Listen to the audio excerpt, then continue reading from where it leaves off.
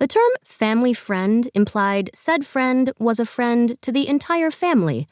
Therefore, the term was decidedly a bullshit one, at least as it applied to Bobby Bae and Winter Park, nemeses since the 9th grade. Or 1st grade, if you ask Winter. They were the only 2 Asian kids in their school, so they were frequently on the receiving end of comments like, "I didn't know you were allowed to have more than 1 kid in China," which was problematic because 1, they were not related, and 2, they were Korean. It was either that or the ever-persistent assumption they were dating. Winter hated spending time with someone as uptight as Bobby Bae. Yet when she asked her parents if she could visit MIT over summer break, he was their first choice to accompany her. "No," Winter said plainly. "Just because you and Bobby's family are best friends doesn't make us friends." Their parents had met when Bobby's family moved from New Jersey to North Carolina. It was during a back-to-school night when Winter's parents, who had formerly been the only Asian parents in the PTO, spotted the Baes from across the room and adopted them as their so-called family friends. Since then, it'd been all sunshine and Malona bars for their parents. However, for Winter and Bobby, if their relationship had a mascot, it'd be an eye roll.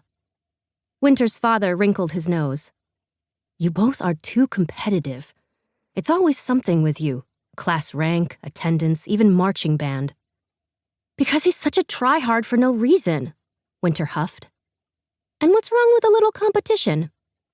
"You're usually on the same team," her mother replied.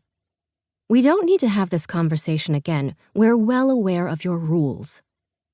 Of course her parents knew the rules, but Winter feared steam would come out of her ears if she tried to hold in the reminder and refrain from further slandering Bobby. Multitasking wasn't one of her strong suits. She took in a sharp breath and was not surprised when her parents' voices echoed her own. "We will play nice in front of our parents. We will not be seen talking to each other at school. We will not meet outside of school," the 3 chanted in unison. "It's a legally binding contract," Winter said. Bobby had even tried to get it notarized at one point, but the notary refused on account of it having been written in crayon. "Then your mother and I can sue because you gave up on rule number 1 years ago," Appa said. "And how many amendments have you added since then? 40? Winter's shoulders tensed as she said in a defeated tone, "I would rather walk to Massachusetts than be stuck in a car for 18 hours with Bobby Bae." Bobby was, for lack of a better word, boring. He spent all his free time padding his college resume with any and all extracurriculars, and it was unclear if he had any interests of his own other than making sure people thought he was a saint. Plus, he was dating Jacqueline Charlotte 3 Names Turner, who, like Bobby Bae, always seemed to be thinking of her next quip rather than actually listening to what anyone was saying.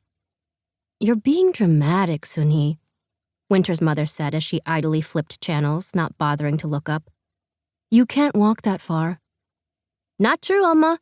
Frodo did it, and he wasn't even wearing shoes," Winter retorted. Amma looked up for the sole purpose of rolling her eyes. Sarcasm was lost on Winter's mother, who was the most literal woman in the world. Winter was named Winter because she was born in, well, winter. Amma didn't mince words, and she didn't entertain Winter's theatrics. She was a hard-looking woman with a pin-straight graying bob that was customarily clipped to the side and a revolving door of floral blouses and sensible black shoes. "Bobby is a nice boy," Appa chimed in. "I don't see why you don't get along. You have so much in common." Winter bristled at the word boy. If she were a boy, her parents probably wouldn't be hassling her about being too competitive or begging her to be more polite so a boy would like her. Bobby's parents never gave him grief about anything.